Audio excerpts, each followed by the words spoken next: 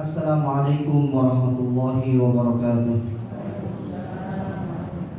آمين آمين يا رب العالمين. اللهم قوي الإسلام من المسلمين والمسلمات والمؤمنين والمؤمنات وانصرهم على معاد الدين واختم لنا منك بالخير ويا خير الناصرين برحمتك يا أرحم الراحمين.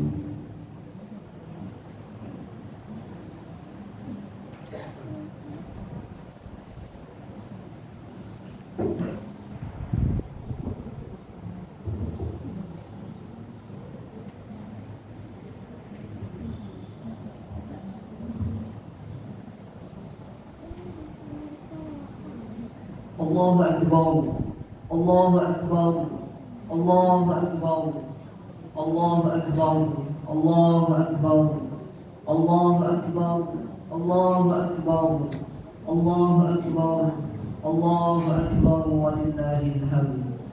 Allahu Akbar kabira, walhamdulillahi katsira, wa subhanallahi bukratan wa asila. La ilaha illallah wallahu akbar. Allahu akbar walillahil hamd. Alhamdulillah. Alhamdulillahir rahmanir rahim. Amara bit tarahumi wa ja'alahu min dalailil iman. Ahmaduhu subhanahu wa ta'ala ala ni'amihil mutawaliyati.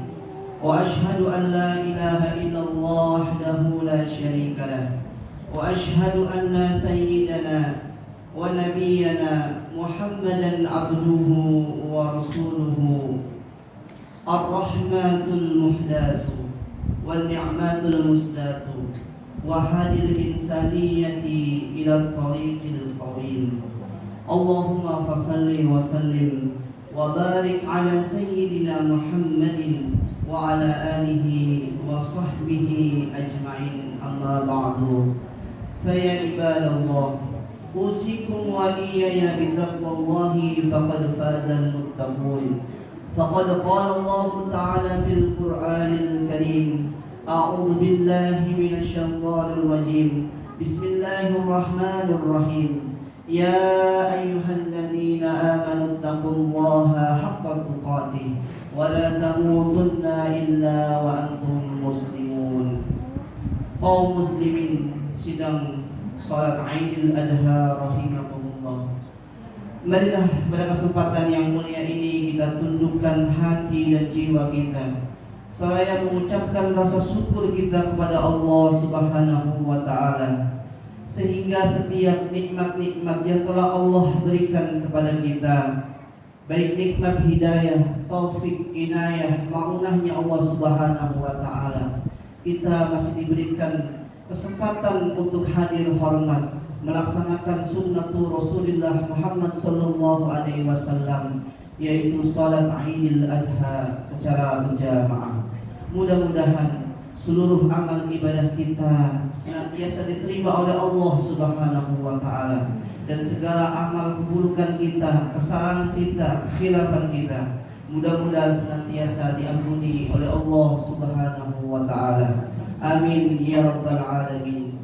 Kaum muslimin jamaah salat Aidil Adha rahimakumullah, rasa syukur yang kita haturkan kepada Allah Subhanahu wa ta'ala tidaklah cukup dengan lisan kita, tetapi lebih dari itu, marilah kita sebagai seorang muslim sejati senantiasa mengintrospeksi diri kita, senantiasa meningkatkan keimanan dan ketakwaan kita kepada Allah Subhanahu wa ta'ala, sehingga setiap ayunan tangan kita, setiap ayunan langkah kaki kita, setiap hembusan nafas kita ketika kita hidup di dunia ini, tiada lain, tiada bukan, merupakan bentuk wujud syukur kita beribadah kepada Allah Subhanahu wa ta'ala. Para ulama mendefinisikan takwa ialah imtithalu awamirillahi wa ijtinabun nawahihi. Takwa adalah berusaha semampu mungkin melaksanakan perintah-perintah Allah, dan takwa adalah berusaha semampu mungkin menjauhi larangan-larangan Allah. kaum muslimin jamaah salat Aidil Adha rahimakumullah. 2 hari yang lalu kita masuk pada tanggal 8 Zulhijjah. Kita mengetahui bagaimana historis perjalanan Nabiuna wa imamuna wa khaliluna Ibrahim alaihissalatu wassalam. Di malam ke-8 ini Nabi Ibrahim alaihissalatu wassalam disyariatkan oleh Allah Subhanahu wa taala bermimpi untuk menyembelih putra tercintanya yang bernama Ismail. Pada tanggal 8 Zulhijjah kita juga mengenal bahwasanya kita disyariatkan, disunnahkan untuk puasa tarwiyah, di mana puasa tarwiyah ini adalah maknanya adalah hari kebingungan. Oleh sebab itu pada tanggal 8 Zulhijjah Nabiuna Ibrahim merenung. Kenapa? Karena beliau memikirkan semalam apakah betul perintah Allah atau jangan-jangan setan yang menyuruh kami menyembelih atau memotong putra kami. Sehingga pada malam selanjutnya terjawab, yaitu pada tanggal 9 Zulhijjah yang kita kenal dengan hari Arafah. Maka kita yang tidak melaksanakan ibadah haji disunahkan untuk puasa Arafah. Apa maknanya puasa Arafah? Adalah jawaban dari kegalauan dan kemudahan Nabiuna Ibrahim, karena saat itu tidak yakin dan tidak betul-betul yakin itu adalah perintah Allah. Di hari atau di tanggal 9 Zulhijjah dijawablah oleh Allah Subhanahu wa taala, dan Nabi Ibrahim yakin bahwasanya tanggal 9 Zulhijjah beliau bermimpi kembali, dan bermimpinya itu adalah menjalankan syariat untuk menyembelih putranya. Untuk apa? Untuk menguji Nabiuna Ibrahim. Lebih sayang mana, lebih taat mana Nabi Ibrahim kepada putranya atau kepada Allah? Dan Nabiuna Ibrahim alaihissalatu wassalam menyampaikan pesan ini kepada ananda tercinta yang bernama Ismail.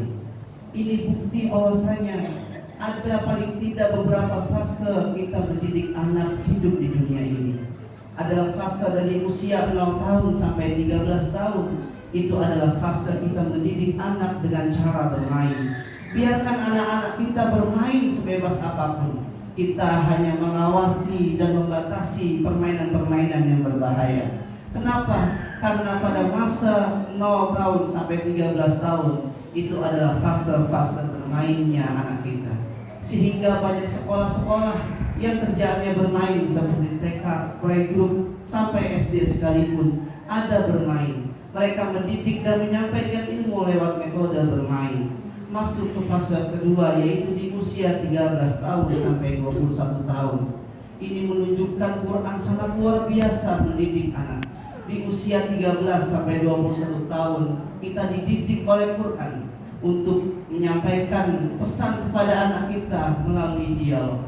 Dan ini sudah dipraktekkan oleh Nabiuna Ibrahim alaihissalatu wassalam di usia yang baru saja dewasa. Falamma balagha sa'ya, ketika falamma balagha ma'ahu sa'ya, ketika Nabi Ismail baru beranjak dewasa, baru bisa diajak bermain. Apa yang disampaikan Nabiuna Ibrahim? Ya bunayya inni ara fil manam anni atbahuka fandur ma tara. Wahai putraku tercinta. Luar biasa dialog ini. Wahai putraku tercinta, semalam aku mimpi. Mimpi apa wahai ayahku? Anni atbahuka fandur ma tara. Aku disyariatkan, diperintah oleh Allah untuk menyembelih engkau. Fandur ma tara. Bagaimana sikapmu dengan perintah Allah ini? Karena ayahnya soleh, putranya soleh, keturunan orang-orang soleh. Apa jawaban Nabiuna Ibrahim? Ini terbukti Nabiuna Ismail adalah nabi yang punya gelar Al-Halim. Orang alim belum tentu halim. Orang halim sudah pasti alim. Orang halim adalah orang yang bijaksana. Orang alim hanyalah orang yang cerdas secara pengetahuan, tapi tidak mampu menjadikan kecerdasannya itu menjadi sifat yang halim. Nabi Ishak bergelar alim, Nabi Ismail bergelar halim. Ketika Nabiuna Ibrahim berdoa, Rabbi habli minas salihin, ya Allah berikanlah kami anak yang soleh dan keturunan yang soleh. Kata Allah, fabasyarnahu bigulamin halim. Kami kabarkan kepada engkau akan mendapatkan putra yang bergelar Halim. Itulah Nabiuna Ismail alaihissalatu wassalam. Apa jawaban Halim seorang Ismail yang usianya baru 13 tahun? Apa jawaban Ismail? Ya abati, wahai ayahku tercinta, if'al ma tu'mar. Kalau itu betul-betul perintah Allah, kerjakanlah apa yang telah Allah perintah. Satajiduni insyaallahu minas sabirin. Insyaallah engkau akan menemukan aku menjadi orang-orang yang sabar. Itulah jawaban anak soleh dan jawaban ayah soleh. Oleh sebab itu Nabiuna Muhammad sallallahu alaihi wasallam adalah nabi yang jalurnya jalur Ismail, jalur Nabiuna Ismail. Sehingga nabi kita Nabi Muhammad sallallahu alaihi wasallam mewariskan kehaliman Nabiuna Ismail dan Nabiuna Ibrahim.